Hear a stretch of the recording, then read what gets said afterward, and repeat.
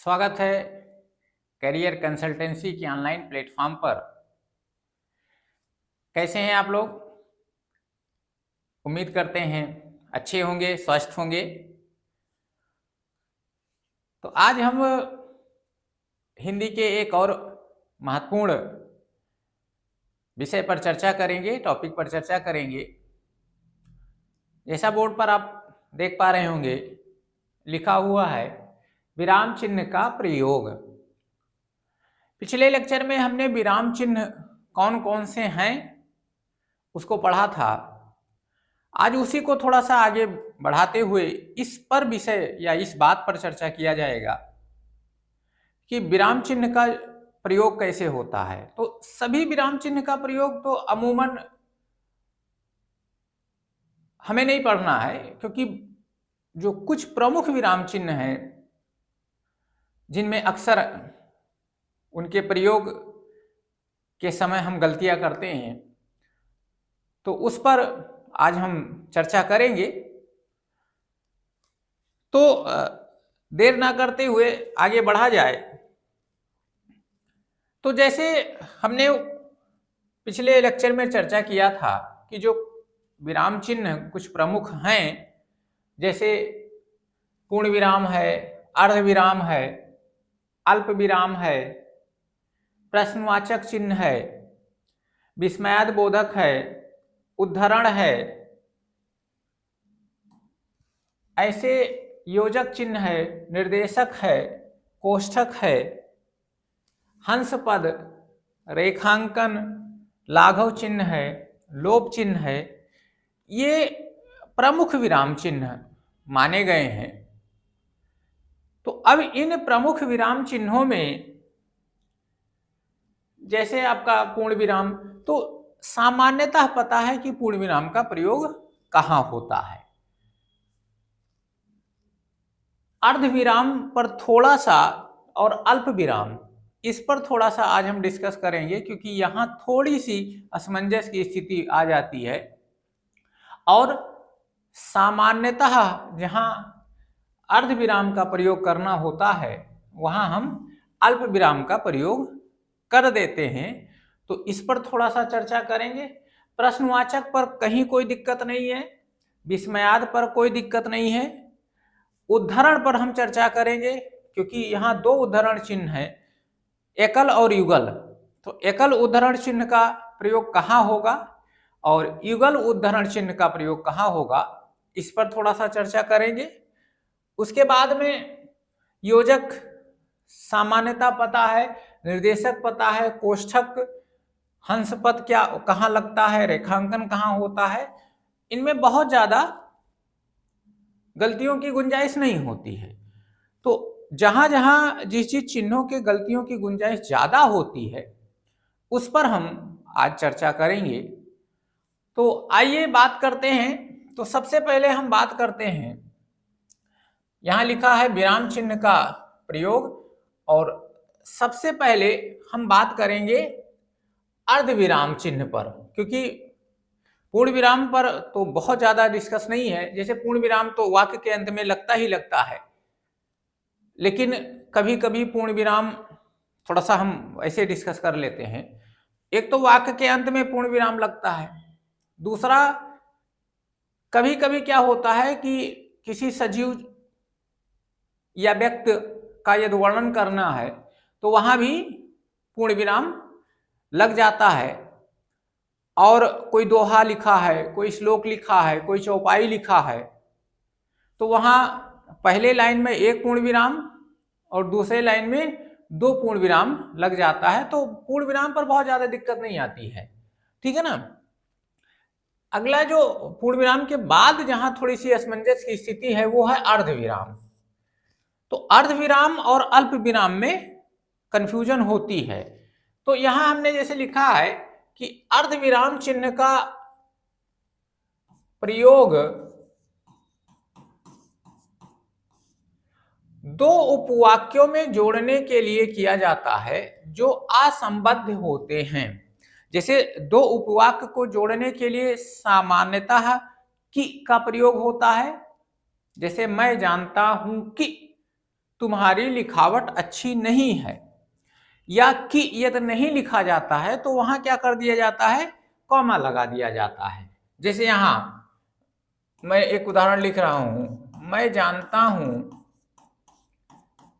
कि, अब यदि कि ना लिखा जाए, जैसे मैं जानता हूं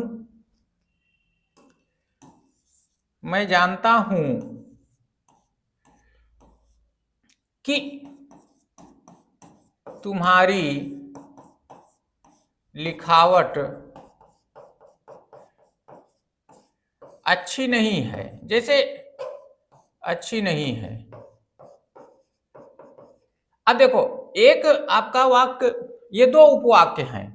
जैसे यहां मैं जानता हूं कि तुम्हारी लिखावट अच्छी नहीं है।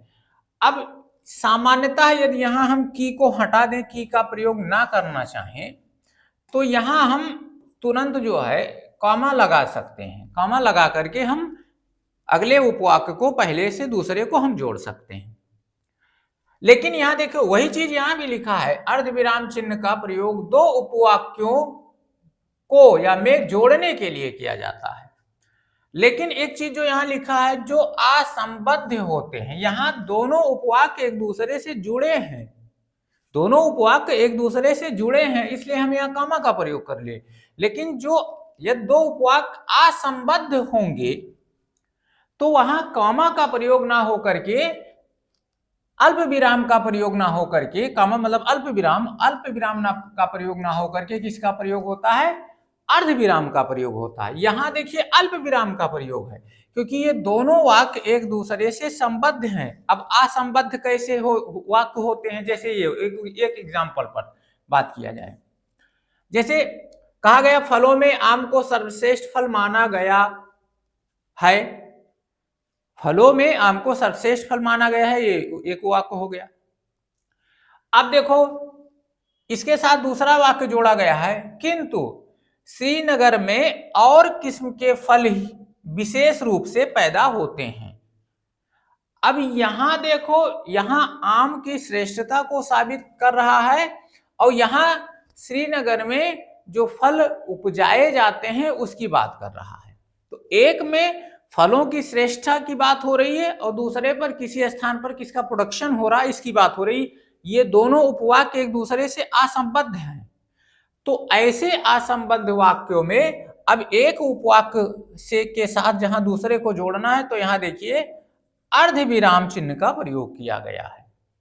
तो यह ध्यान रखिएगा कि जहां दो उपवाक्य आपस में जोड़े गए हैं या जोड़े जाते हैं, वहां हम अर्धविराम का प्रयोग करते हैं, ना कि अल्प विराम का प्रयोग करते हैं।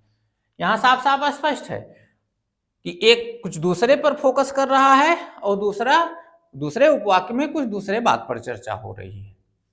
तो यहां इसका प्रयोग हुआ।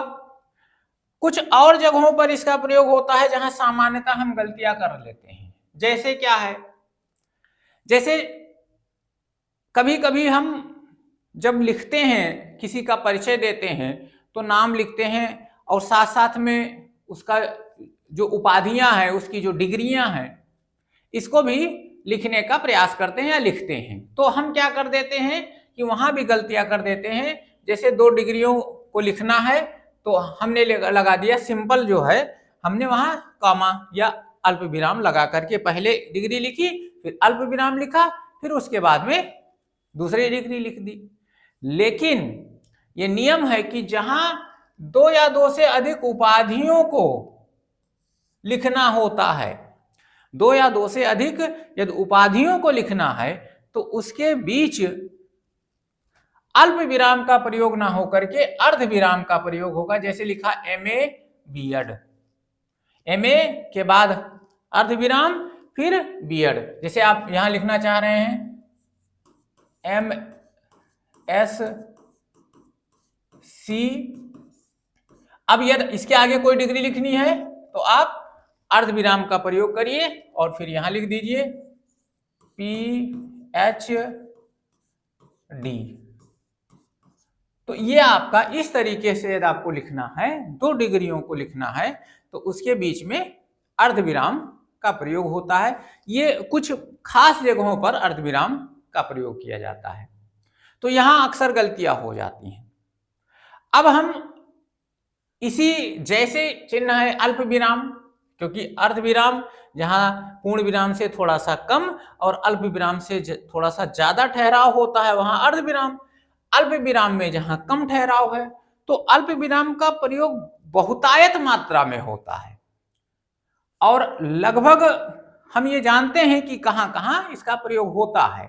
लेकिन कुछ चुनिंदा ऐसे स्थान हैं जहां हम इसका प्रयोग नहीं कर देते हैं, तो वहां भी इसका प्रयोग होना चाहिए और होता है। तो जैसे जो कुछ इंपॉर्टेंट चीज है उसको हमने यहां लिखा है।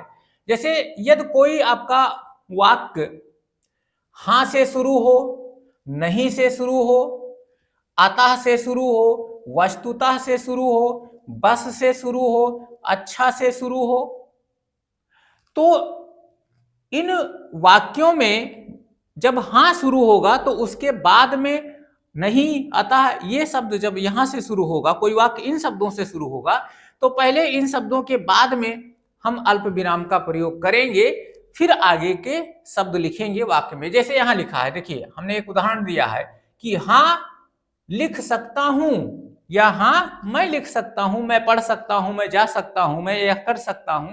तो यहां हां से शुरू हुआ है, तो इसके तुरंत बाद आप अल्प विराम का प्रयोग कर लीजिए।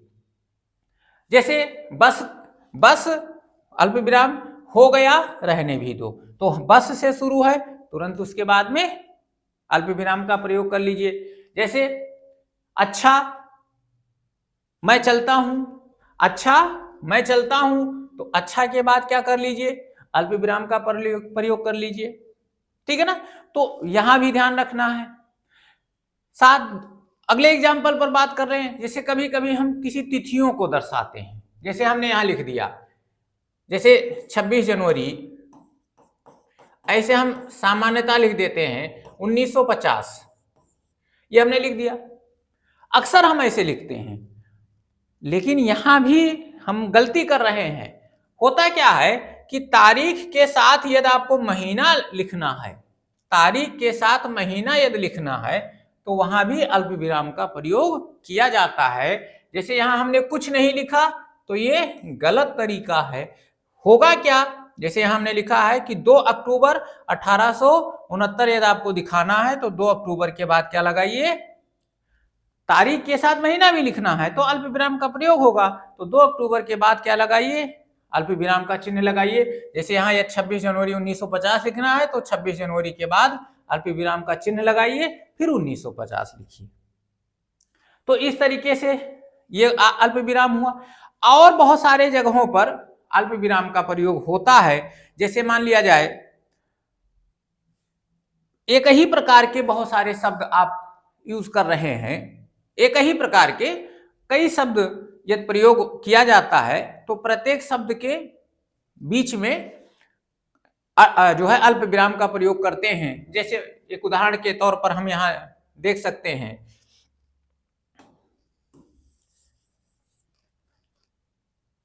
जैसे यहां लिख दिया गया राम, श्याम, मोहन। अब हमें कहां अल्प विराम का प्रयोग करना है, तो राम, श्याम, मोहन हमें लिखना है, तो राम और श्याम के बीच यहां हम क्या कर देते हैं, अल्प विराम।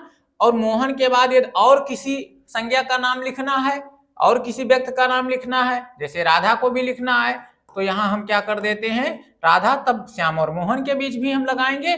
और यदि राधा के बाद और कुछ नहीं लिखना है, तो हम यहाँ किसका प्रयोग कर लेंगे, और का प्रयोग कर लेंगे, राम, श्याम, मोहन और राधा। तो यहां जब एक जैसे ही शब्द को कई बार लिखना होता है, तो उनके बीच में अल्प विराम का प्रयोग होता है, और अंतिम शब्द के पहले क्या होता है, और का प्रयोग हो जाता है। यहां भी ध्यान रखना है कि यहां यदि अब राधा के बाद और कोई इसी जैसे या व्यक्तियों के नाम नहीं लिखने हैं, तो यहां और लगेगा, ना कि मोहन के बाद भी आप यहां क्या कर दीजिए, कामा लगा दीजिए, तो ऐसा नहीं होगा, ये ध्यान रखने की जरूरत है। तो यहां भी अल्प विराम का प्रयोग किया जाता है। और कुछ जगह हैं जहां अल्प विराम का प्रयोग होता है। वो कौन कौन से जगह हैं जहां अल्प विराम का प्रयोग होता है, जैसे किसी के वाक्य या किसी के कथन को दर्शाना है, जैसे नेताजी ने कहा कि, अब कहा कि उसके बाद में आप लगा दीजिए, जो की को नहीं लिखना है तो कहा अल्प विराम लगा दीजिए, की को यदि नहीं लिखना है, जैसे अभी मैंने आपको बताया था कि की को यदि नहीं लिखना है जोड़ने वाले चिन्ह को, तो वहां भी आप अल्प विराम लगा सकते हैं। तो ये अल्प विराम का कुछ विशेष जगहों पर प्रयोग होता है। आइए कुछ और चिन्ह पर बात करते हैं जो इंपॉर्टेंट है। जैसे और कहाँ अल्प विराम लिखना है, ये देखिए, एक शब्द या वाक्यांश की जब पुनरावृत्ति हो रही हो, जैसे एक ही शब्द को कई बार लिखना हो या एक वाक्यांश को कई बार लिखना हो, तो वहां भी बीच में लगा देते हैं। जैसे यहाँ देखो लिखा है भागो भागो, अब एक ही शब्द की पुनरावृत्ति हो रही तो दोनों के बीच में अल्प विराम लगा दीजिए, ठीक है ना। तो ऐसे भी कुछ जगहों पर अल्प विराम का प्रयोग होता है। अगला आ जाइए उद्धरण चिन्ह। यहां भी काफी कंफ्यूजन होती है, और कहाँ, क्योंकि उद्धरण दो तरीके से है, एकल और युगल। तो एकल का प्रयोग कहाँ होगा और युगल का प्रयोग कहाँ होगा, तो इस पर थोड़ा सा बात किया जाए। तो देखिए ध्यान दीजिएगा, कहा गया है किसी और के वाक्य या शब्दों को, यदि किसी और का कोई वाक्य है या कोई शब्द है, उसको ज्यों का त्यों यदि हम यहां दर्शाना चाहते हैं, जैसे मैंने लिख रखा है कि किसी और के वाक्य या शब्दों को ज्यों का त्यों रखने पर दोहरे उद्धरण चिन्ह का प्रयोग होता है, दोहरे उद्धरण चिन्ह का प्रयोग होता है। अब जैसे एक उदाहरण के तौर पर, जैसे यहां लिखा है, तुलसीदास जी ने लिखा है कि रघुकुल रीत सदा चल आई, ठीक है ना। क्या लिखा गया है, रघुकुल रीत सदा चल आई, ये किसके द्वारा, तुलसीदास जी ने कहा। अब उनके कहे गए वाक्य या शब्द को ज्यों का त्यों आप लिख रहे हैं, तो फिर अब इसको डबल इनवर्टेड कामा में, रघुकुल रीत सदा चल आई, प्राण जाए पर वचन न जाई। तो अब ये तुलसीदास जी ने कहा है, उनके वाक्य को ज्यों का त्यों आप रख रहे हैं, तो इसको हम किस में लिखेंगे, डबल इनवर्टेड कामा में लिखेंगे। जैसे और कहा डबल इनवर्टेड कामा, जैसे मान लिया जाए किसी का डिफिनेशन हम देते हैं, जैसे अरस्तु ने कहा, रूसो के अनुसार, प्लेटो के अनुसार, ठीक है ना, या और किसी के हम कथन को ज्यों का त्यों लिखें, उनके शब्दों को हम ज्यों का त्यों लिखें, तो वो डबल इनवर्टेड कामा में लिखा जाता है, ठीक है। ध्यान रखिए कि किसी वाक्य के या किसी के वाक्य को, शब्दों को ज्यों का त्यों प्रस्तुत करेंगे तो वो जो है डबल इनवर्टेड कामा या दोहरे या युगल उद्धरण चिन्ह में लिखा जाएगा। अब सिंगल इनवर्टेड कामा कहाँ यूज होता है, तो यदि यहां ध्यान रखिएगा, किसी बुक का नाम यदि लिखना है, या समाचार पत्र का नाम लिखना है, या लेखक का उपनाम लिखना है, ऐसी भी स्थिति में, या वाक्य में किसी शब्द पर जोर देना है, तो ऐसे स्थितियों में हम क्या करते हैं, एकल उद्धरण चिन्ह का प्रयोग करते हैं, सिंगल इनवर्टेड कामा का प्रयोग करते हैं। जैसे मान लिया जाए, आपको हमने लिखा, एक उदाहरण लिया, जैसे लिखा है तुलसीदास जी कृत या तुलसीदास कृत। अब रामचरितमानस ये पुस्तक का नाम लिखना है, तो अब यहां पुस्तक का नाम लिखना है तो सिंगल इनवर्टेड कामा में लिखा जाएगा, पुस्तक का नाम सिंगल इनवर्टेड कामा में लिखा जाएगा, ठीक है ना। या कोई समाचार पत्र है, कोई समाचार पत्र है, तो उसका नाम यदि आप लिख रहे हैं तो उसको भी सिंगल इनवर्टेड कामा में लिखा जाएगा। किसी का उपनाम, जैसे लेखक का, जैसे मैंने लिख लिया गजानन माधव, अब इनको मुक्तिबोध के नाम से जाना जाता है, तो इनके उपनाम को हमने क्या लिख दिया, सिंगल इनवर्टेड कामा में लिख दिया। जैसे अयोध्या सिंह उपाध्याय हरियोध, तो हरियोध को हमने क्या कर दिया, सिंगल इनवर्टेड कामा में कर दिया, ठीक है ना। ऐसे ही यदि वाक्य में किसी शब्द पर जोर देने के लिए, अच्छा यहां या तो हम उसके नीचे अंडरलाइन कर दें, या तो हम उसके नीचे अंडरलाइन कर दें, और या तो जिस पर जोर देना है उसको हम क्या कर दें, सिंगल इनवर्टेड कामा के अंदर हम उसको कर देते हैं। ऐसा भी होता है, जैसे मान लिया जाए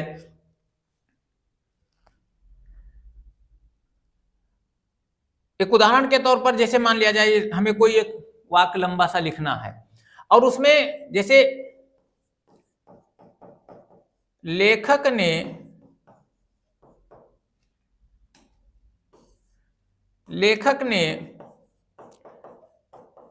पुस्तक में छपी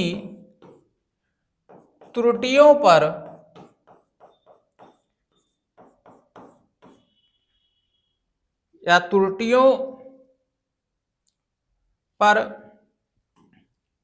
कहा कि यह मुद्रण की गलती है। अब यह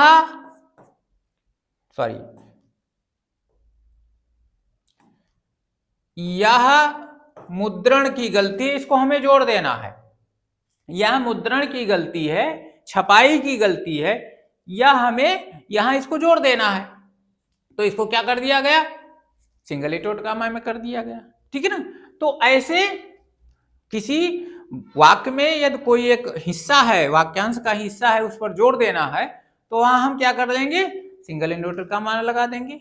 कोई बुक का नाम है, कोई न्यूज़पेपर का नाम है, वहां यदि उसको, या किसी लेखक का उपनाम है, तो ऐसे ऐसे स्थितियों में हम क्या करते हैं, सिंगल इनवर्टेड कामा का हम प्रयोग कर लेते हैं। अब आइए कुछ और चिन्हों पर बात किया जाए।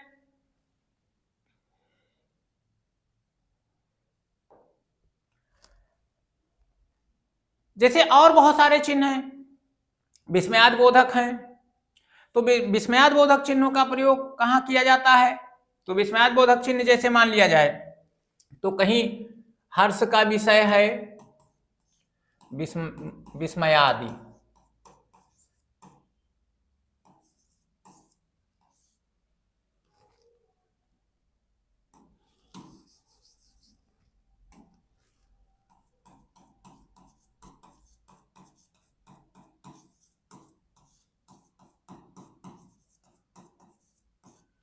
विस्मयाद बोधक में जैसे कहीं हर्ष का विषय है, कहीं आश्चर्य का विषय है,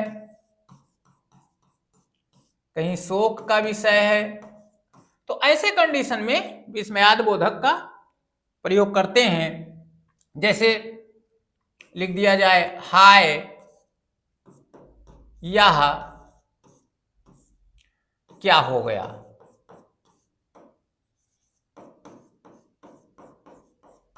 अब यहां हम शोक प्रकट कर रहे हैं, यहां हम विस्मयाद बोधक चिन्ह का प्रयोग कर ले तो यहां बहुत ज्यादा गलतियां नहीं होती हैं। उसके बाद में योजक चिन्ह है, तो योजक चिन्हों में जैसे मान लिया जाए सामासिक पद हैं, तो वहां हम योजक चिन्ह का प्रयोग कर लेते हैं। जैसे योजक चिन्ह पर बात कर लें, बहुतायत मात्रा में प्रयोग होता है, यहां गलतियां ज्यादा नहीं होती, इसलिए बहुत ज्यादा जोर हम नहीं दे रहे हैं। तो मान लिया जाए कोई सामासिक पद है,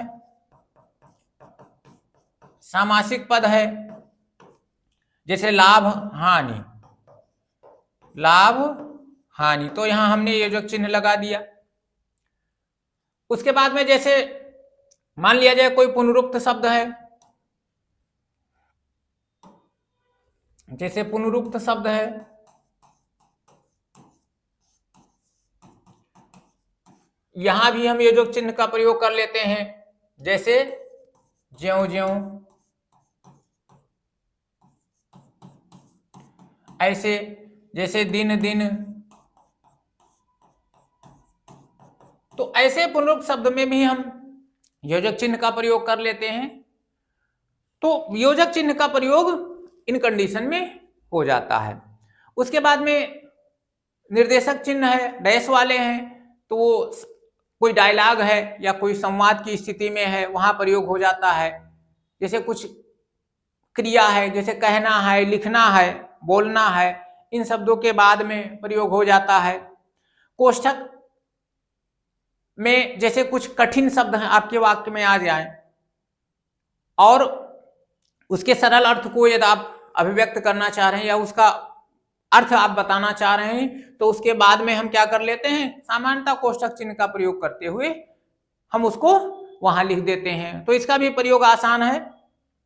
उसके बाद में रेखांकन, किसी वाक्य में किसी बात को जोर देने के लिए उसके नीचे अंडरलाइन कर दिया करते हैं, इस पर भी बहुत ज्यादा कोई दिक्कत नहीं है। हंस पद का मतलब जहां कोई गलती हो जाए, कोई शब्द छूट जाए, किसी वाक्य में लिखते समय कोई शब्द छूट गया, तो अब यदि उसको दर्शाना है तो जहां छूटा है, जिस स्थान पर उस शब्द को लिखना है, उसके नीचे हंस पद या त्रुटि बोधक का चिन्ह लगा करके उसको लिख देंगे।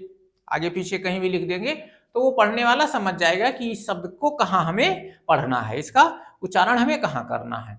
उसके बाद में लाघव चिन्ह है, तो किसी शब्द को हम पूरा ना लिख करके, किसी शब्द को पूरा ना लिख करके हम उसको उसके कुछ एक आध अक्षरों को लिख करके हम क्या कर देते हैं, उसके बाद में एक गोल चिन्ह बना देते हैं। जैसे मान लिया जाए लिखा है कृपया, अब जैसे हमने कि कृपा उ लिख दिया, अब इसका मतलब क्या हो गया, कृपया पन्ना उलटिए, तो इसका ये है आपका लाघव चिन्ह। ऐसे स्थिति में हम इसका प्रयोग कर लेते हैं।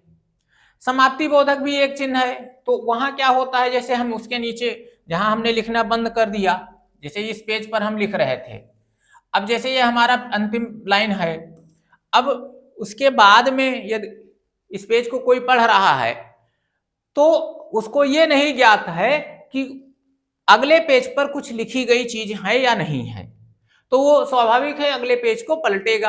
अब ये वहां लिखा है तो ठीक है, नहीं लिखा है तो फिर वापस आ जाएगा।